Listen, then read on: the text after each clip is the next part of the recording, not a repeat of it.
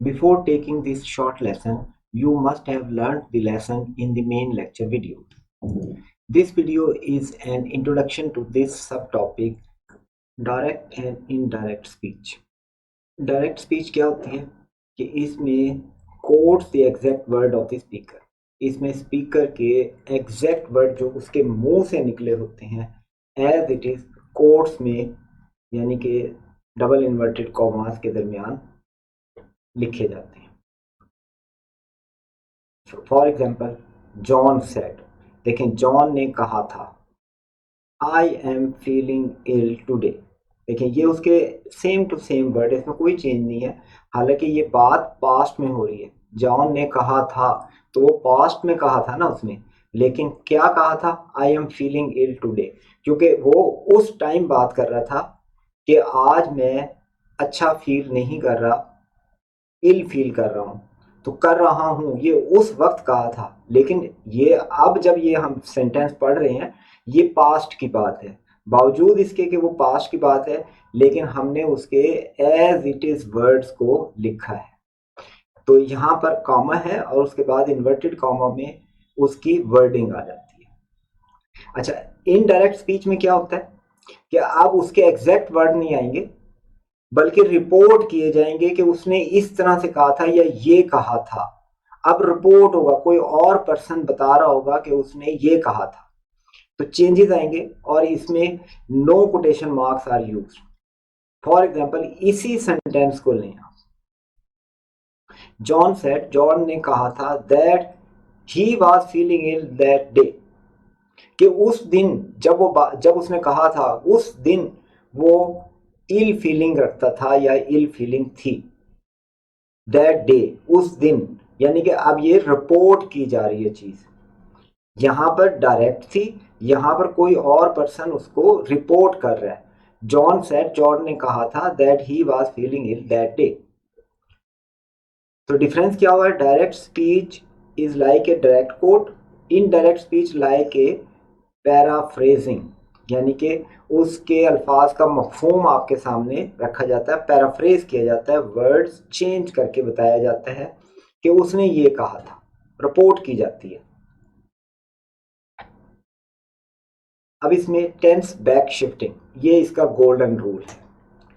क्या चीज है? सबसे ज्यादा क्रिटिकल रूल है ये. When the reporting verb, for example, said, told, is in the past tense, the tense of the original speech must back shift into the past.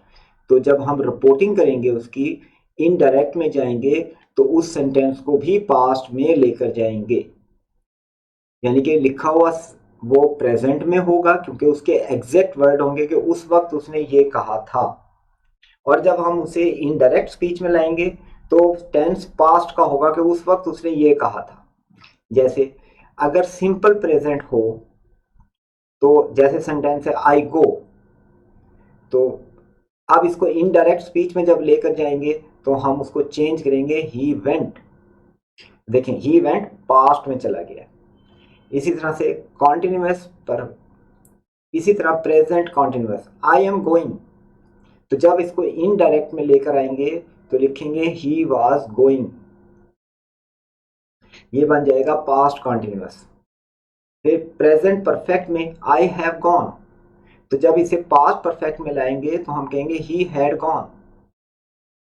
Simple past में हो जैसे आई वेंट, तो ये past perfect में तब्दील हो जाएगा, तो ये पास्ट परफेक्ट में तब्दील हो जाएगा ही हैड गॉन. और फ्यूचर को देखें, विल, आई विल गो, तो इसे कहेंगे वुड, विल की जगह पर वुड आ जाएगा, ही वुड गो. इसी तरह से एबिलिटी यानी कि कैन, कैन के लिए आई कैन गो, तो ये चेंज क्या होगा? कैन कुड में तब्दील हो जाएगा, ही कुड गो. फिर सिर्फ टेंस की बात नहीं है, इसमें अदर एलिमेंट्स भी होंगे सेंटेंस के, वो भी चेंज करने पड़ेंगे.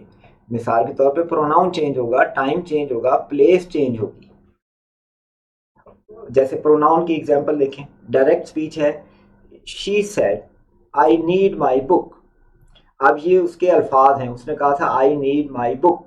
अब देखें यहाँ प्रोनाउन आ रहा है माई, तो इसको हम क्या करेंगे, she said that she needed, एक तो आई नीड था तो शी नीडेड में चला गया, पास्ट में हो गया, प्रेजेंट था, माई की जगह क्या आ गया, हर बुक। तो देखें प्रोनाउन भी चेंज करना होगा। फिर टाइम और प्लेस को देखें, ही सेड आई सा हर हेयर यस्टरडे, डायरेक्ट में क्या है, ही सेड आई सा हर हेयर यस्टरडे। इनडायरेक्ट में जब हम जाएंगे, ही said that he had seen, क्योंकि पास्ट था तो पास्ट परफेक्ट में चला गया, आई की जगह पर ही आ गया, had seen her there the day before. अब यस्टरडे नहीं हो सकता, देखिए आप यस्टरडे पे गौर करें तो यस्टरडे जो दिन आज है उससे प्रीवियस डे को कहते हैं, लेकिन ये बात अगर उसने पास्ट में की थी, फर्ज किया ये बात 1 महीना पुरानी है, तो उस दिन यस्टरडे कौन सा होगा, यस्टरडे नहीं हो सकता उस दिन। यस्टरडे कहते हैं कि जिस टाइम बोला जा रहा है उससे प्रीवियस डे, तो उस टाइम जो बोला था तो वो बिफोर डे था, डे बिफोर, तो वो डे बिफोर आएगा। यस्टरडे का तो आज के लिहाज से होगा ना, यस्टरडे तो पास्ट में अगर कोई बात है तो हम उसके लिए इस्तेमाल करेंगे डे बिफोर। अब कॉमन शिफ्ट कौन कौन सी होती है, नाउ को हम देन में तब्दील करेंगे, टुडे को दैट डे में तब्दील किया जाता है, यस्टरडे को द डे बिफोर में तब्दील किया जाता है, टुमारो को द नेक्स्ट डे, एगो को बिफोर और हेयर को देयर में। ये भी चंद कॉमन शिफ्ट्स हैं जब डायरेक्ट से इनडायरेक्ट में जाते हैं। अब एक एमसीक्यू देखते हैं इसके लिए। The manager said the project will be completed by Friday. एक तो इसमें विल आ रहा है, फ्यूचर के लिए है, तो ये तब्दील क्या होगा, ये वुड में जाएगा, ये स्टैंडर्ड रूल है कि विल वुड में तब्दील हो जाएगा। अब ऑप्शन क्या देता है वो, the manager said that the project will, देखें इसमें तो सेम टू सेम रिपीट हो रहा है इसलिए इसे एलिमिनेट कर दें। फिर बी में देखें, the manager said that the project would, yes ये would be completed by Friday, ये सेंटेंस सही है क्योंकि इसमें विल की जगह वुड आ गया है और ये करेक्ट है। फिर सी ऑप्शन देखें, the manager said that the project is, ये प्रेजेंट में कैसे आ गया, गलत है क्योंकि विल जो है वो वुड में तब्दील होता है। फिर डी ऑप्शन को देखते हैं, the manager said that the project was completed, ये वाज नहीं हो सकता क्योंकि सेंटेंस में तो विल है, फ्यूचर की बात हो रही है, तो यहाँ पर पास्ट कैसे आएगा, ये भी एलिमिनेट होगा, तो इसलिए इस क्वेश्चन का आंसर है ऑप्शन बी। फिर है स्पेशल केसेस हैं, universal truths and habits. This tense does not change, ये याद रखना है, the tense does not change if the statement is a universal truth, scientific fact और हैबिचुअल एक्शन। किसी बंदे की हैबिट हो और वो परफॉर्म करता है उसे, तो उसका टेंस भी चेंज नहीं होगा। फॉर एग्जाम्पल डायरेक्ट में क्या है, the teacher said the sun rises in the east. अब राइजेज इन द ईस्ट ये क्या चीज़ है, ये ट्रुथ है, यूनिवर्सल ट्रुथ है, इसको हम चेंज नहीं करेंगे। इनडायरेक्ट में ये हो जाएगा the teacher said that the sun rises in the east, देखें कोई चेंज नहीं है, नो और इसमें पास नहीं करेंगे आप इसको क्योंकि ये यूनिवर्सल ट्रुथ है तो इसमें कोई चेंज नहीं आएगी। फिर एक और सेंटेंस देखें, he said I go for a walk every morning, ये उसकी हैबिट है, हैबिचुअल एक्शन है, तो इसको इनडायरेक्ट में लेकर जाएं तो ये हो जाएगा ही सेड दैट ही गोज। आप प्रोनाउन चेंज आई की जगह ही हो गया, तो आई के साथ तो गो आता है, ही के साथ फिर गोज आता है, तो ये वर्ब की टेंस की चेंज नहीं है, ये याद रखें, गो से गोज टेंस की चेंज नहीं है, सिर्फ क्या है कि आई के साथ गो आता है और ही के साथ गोज आता है, तो ये प्रेजेंट इंडेफिनिट ही है दोनों। तो सेंटेंस क्या हो गया, he said that he goes for a walk every morning, no change, देखिए प्रोनाउन तो चेंज होगा, बाकी कोई चेंज नहीं है, और अगर आप गो और गोज को लें तो दोनों एक ही फॉर्म है, आई के साथ गो आता है, ही के साथ गोज आता है, तो हैबिचुअल एक्शन में भी टेंस चेंज नहीं होता। अब यूनिवर्सल ट्रूथ के लिए एक एग्जांपल देखें, our science teacher explained water freezes at 0 degree Celsius, देखें ये साइंटिफिक ट्रूथ है, water freezes at 0 degree Celsius. अब सेंटेंसेस देखें जो ऑप्शन में दिए गए हैं। Our science teacher explained that water freeze. अब ये चेंज कैसे हो गया, तो यहाँ पर चेंज नहीं आ सकती, ये गलत है, एलिमिनेट हो जाएगा।